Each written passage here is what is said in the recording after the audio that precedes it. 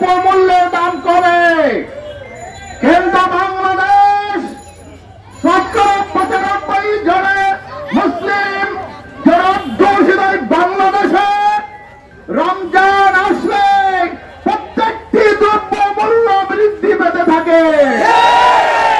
এটা কেন হয়? দুর্নীতিবাজ শাসক, দুর্নীতিবাজ প্রশাসনের কারণে।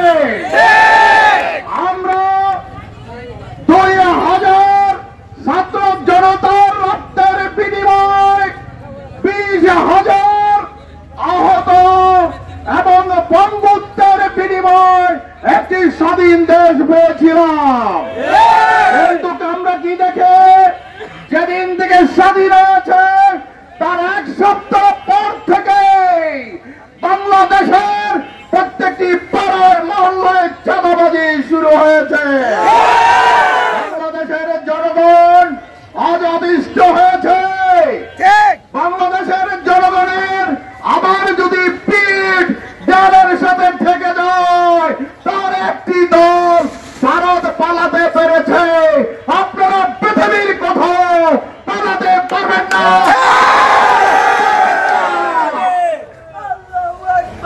সংগ্রামী জনতা, কামরাঙ্গীর চরের অধিকাংশ জনগণ চায় এই কামরাঙ্গীর চরে শতলোকের শাসন প্রতিষ্ঠিত হবে। কামরাঙ্গীর চরের অধিকাংশ জনগণ চায় এখানে আল্লাহর আইন প্রতিষ্ঠিত হবে। আমাদের দিকে তাকিয়ে কেউ চক্ষু রাঙাবেন না। আমরা গুলির সামনে মুখ পেতে দিয়েছে, 18 কোটি মানুষ তা দেখেছে। আমরা রক্ত দিতে জানি, কিন্তু আল্লাহর আইনের সাথে আমরা আপোষ করব না, করব না।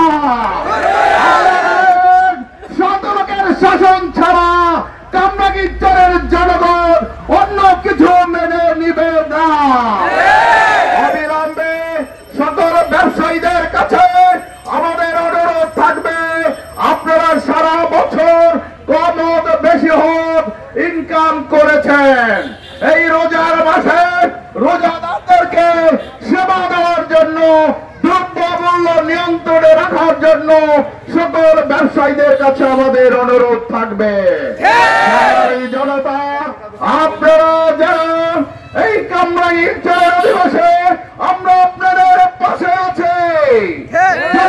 এই রোজার মাসে হোক, যে কোনো মাসে হোক, চাঁদা নিতে আসে আপনারা তারের খাম্বার সাথে বেঁধে রাখবেন।